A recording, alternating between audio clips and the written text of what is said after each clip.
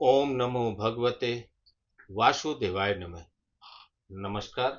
मैं ज्योतिषाचार्य वरुण प्रकाश ज्योतिष के आज के इस कार्यक्रम में आपका स्वागत करता हूँ।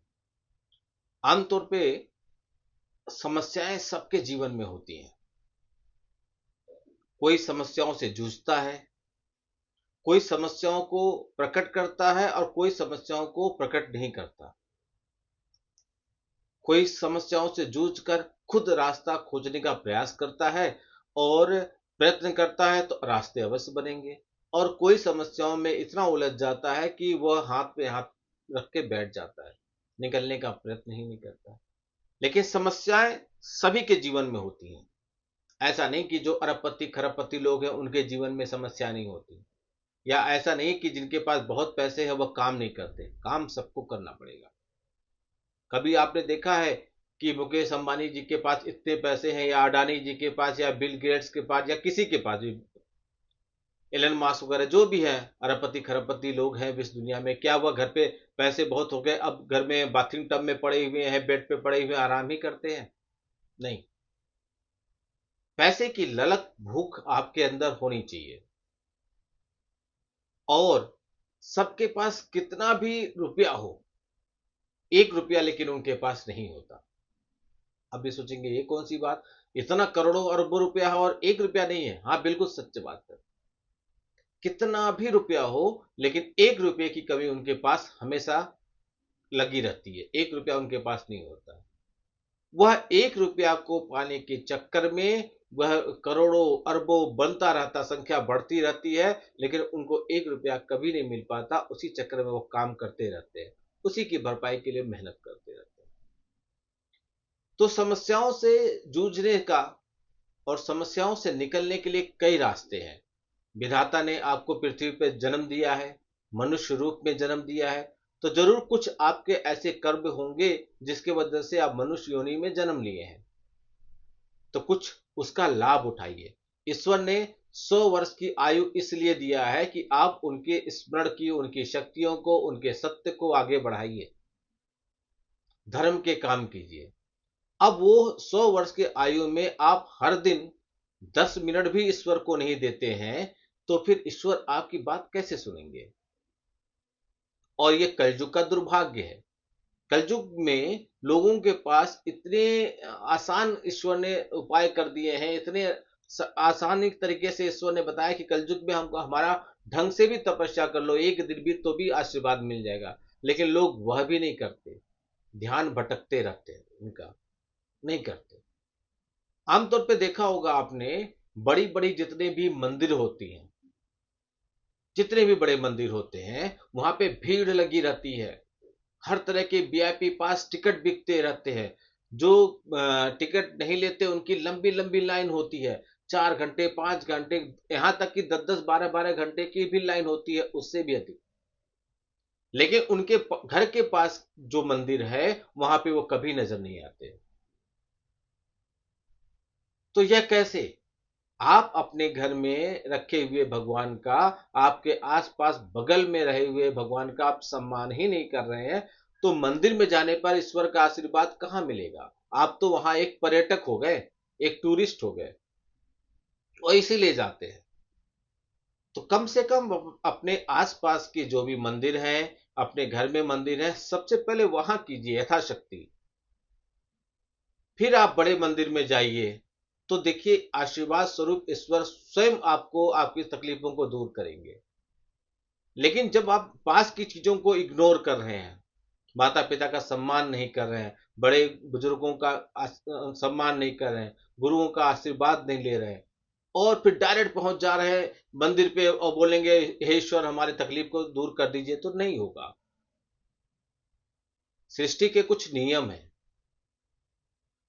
उस नियम का पालन आपको अवश्य करना है। ईश्वर ने आपको मनुष्य योनि में जन्म दिया है, तो कुछ वह आपसे चाहते हैं, कुछ आपसे कराना चाहते हैं।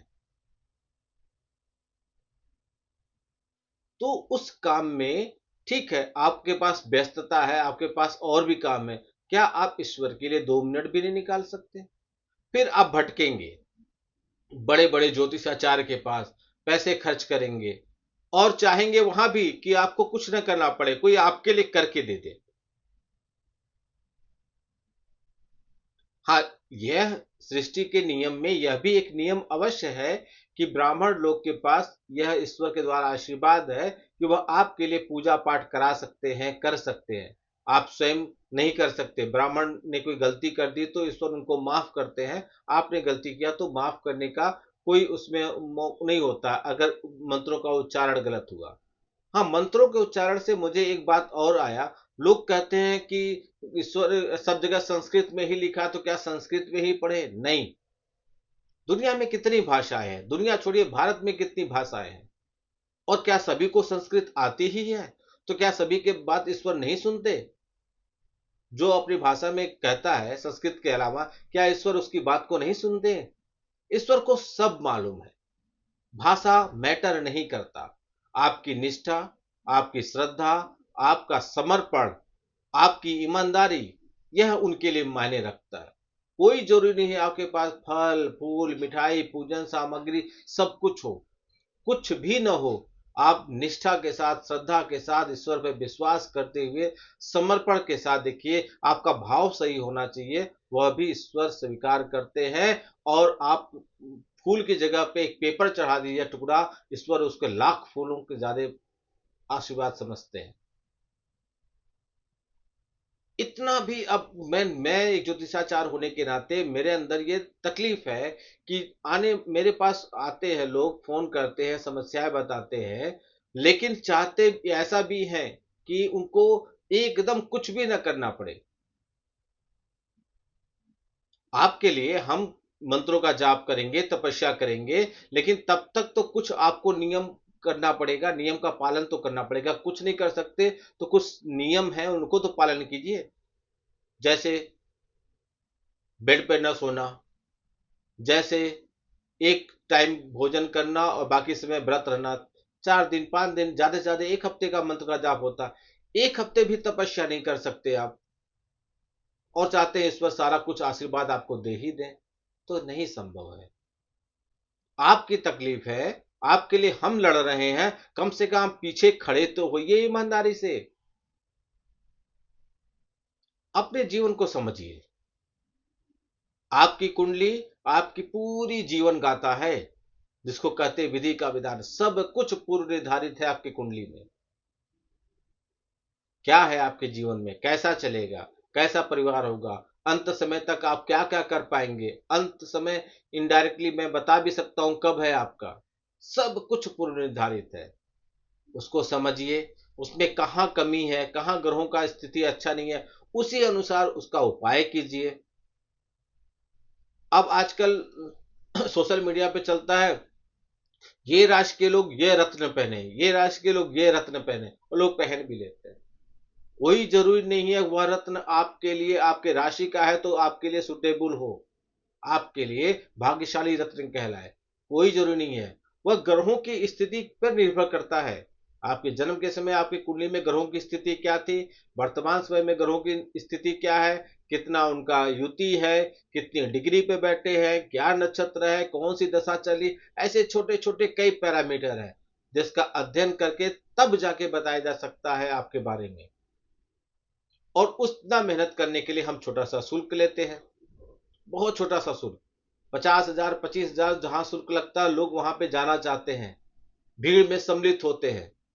डायरेक्ट बात नहीं हो पाती, 10 10 दिन 15 15 दिन वो अपॉइंटमेंट लेने में लगाते हैं, फिर भी उनको वहां पे विश्वास जमता है।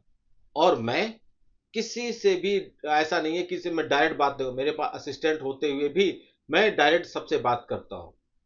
क्यों? क्योंकि मेरा मानना यह है कि जो आदमी आप तक आ रहा है, आपसे अपनी कुंडली का विश्लेषण कराना जा रहा है, तो वह जरूर कुछ न कुछ चिंता में है, परेशानी में है। डॉक्टर के पास, ज्योतिषाचार्य के पास लोग तभी जाते हैं जब परेशान होते हैं।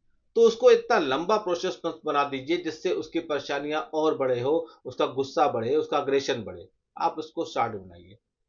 तो 10,000 5,000 भी मेरा शुल्क नहीं है, और मैं जो शुल्क लेता हूं उसमें दो बात है। पहली बात, वह शुल्क लाइफ टाइम के लिए है।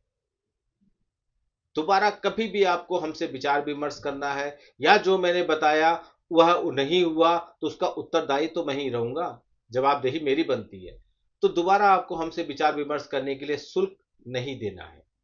दूसरी बात, हमारे जगह पे गौ सेवा, अनाथालय, वृद्धाश्रम भी चलते हैं, जिसके लिए हम उसमें आपके दिए हुए फीस का 50% दान स्वरूप में वहां पे खर्च करते हैं, क्योंकि दान देना विधि का विधान है, दान देना सबसे बड़ा पुण्य काम है। यदि मैं आपसे कहूं कि आप मेरे इन आश्रम के लिए दान दीजिए, तो वह एक तरह का मांगना होगा, फिर आप कतरा जाएंगे। तो मैं मांगता किसी से नहीं है। आपकी इच्छा है, आप संपर्क कीजिए, अपने मन से कीजिए, लेकिन मैं मांगूंगा नहीं।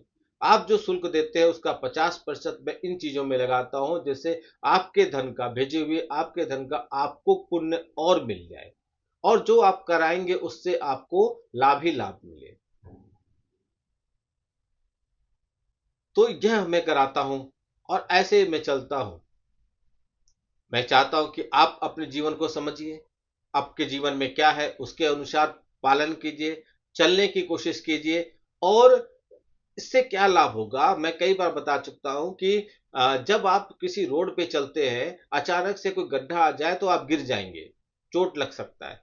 लेकिन यदि आपको पहले से मालूम है कि उस रोड पे आगे 1 किलोमीटर के बाद गड्ढा है, तो आप अभी से सावधानी बरत लेंगे। यही है कुंडली का विश्लेषण कराना।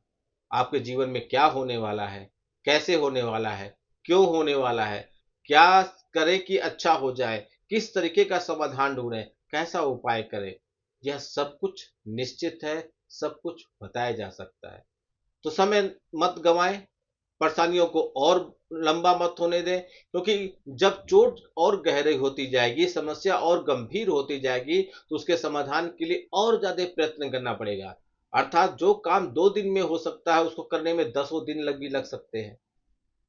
तो क्यों इतने बातों को आगे बढ़ाना, क्यों इतना लंबा खींचना। समय रहते ही यदि आपने रास्ता को निकाल लिया, खोज लिया, उपाय कर लिया, तो आपको कुछ भी नुकसान होने से पहले आप उन समस्याओं से बढ़ के निकल के आगे बढ़ सकते हैं। तो स्क्रीन पे चले हुए नंबर पर संपर्क कीजिए, आपकी जो भी बात है बताइए, और उस कुंडली का विश्लेषण कराइए, कुंडली के अनुसार चलने की कोशिश कीजिए। आपको देखिए, जो आपके कुंडली में, आपके भाग्य में जो मार्ग बताया गया है, यदि वह मार्ग पे ही आप चलेंगे तो बाधा कहाँ आएगी। बाधा तो तब आती है कि आपके कुंडली में लिखा है पूरब की तरफ चलिए और आप चलते हैं पश्चिम की तरफ, तब समस्याएं मार्ग में आती हैं। फिर आप कहते हैं कि हमको समझ में नहीं आ रहा है, हम मंदिर मंदिर हर जगह भटक रहे हैं, हम हर जगह सब उपाय कर लिए, रास्ता मिल रहा है। तो कुंडली के अनुसार उपाय कीजिए, ग्रहों के हिसाब समस्याओं को समझिए, किसका उपाय करने से रास्ता मिलेगा, किस ग्रह की शांति करने से उपाय मिलेगा, किस ग्रह से संबंधित हमको रत्न पहनना है, किस ग्रह से संबंधित हमको यंत्र रखना है, या क्या और उपाय करना है, तब जाके आपको सही मिलेगा रास्ता। सोशल मीडिया पे कुछ भी देखकर कुछ भी करने से आपको सही मार्ग नहीं मिलेगा। उदाहरण के तौर पे उपाय बहुत चलते हैं, पोटली बना लीजिए, या बहुत ये शब्द का उच्चारण कीजिए, आप करके देख लीजिए। यदि आपको लाभ मिल गया हो तो बताइए। इवन मैं ये कहता हूं कि जो कहते हैं उनको भी लाभ नहीं मिला, फिर भी लोग समाज के जिस तरफ से धारा बढ़ रही है उसी तरफ बहने के लिए तैयार है। तैर के, साइड होके और अच्छे से विचार करके फिर नहीं चलने के लिए तैयार है। एक दिशा में बह रही है। ये सब पेड़ है। मेटा पर पैसे देख के ऐड चलाए जाते हैं, मेरे पास नहीं है इसलिए मैं नहीं ऐड चला चाहता हूं, मैं आप लोग पर निर्भर हूं। और ईमानदारी से, स्वेच्छा से, और ज्योतिष पे लोगों का विश्वास बना रहे। यह वैदिक ज्योतिष ईश्वर का, बड़े बड़े ऋषि मुनियों का एक विद्या है, ज्ञान है। इस पे अटूट विश्वास बना रहे। इस पे आपका, लोग कहते हैं ना कि हमको आप ज्योतिष ज्योतिष पे विश्वास नहीं है, यह बना रहे, इसके प्रयास पे मैं लगा रहता हूँ। तो समय व्यर्थ मत कीजिए, सीख अति सीख संपर्क कीजिए, सब चीज के लिए रास्ते हैं, बस प्रयास तो कीजिए। आपका दिन शुभ हो। भगवान भोलेनाथ का आशीर्वाद आप पे बना रहे। नमस्कार। जय श्री राम।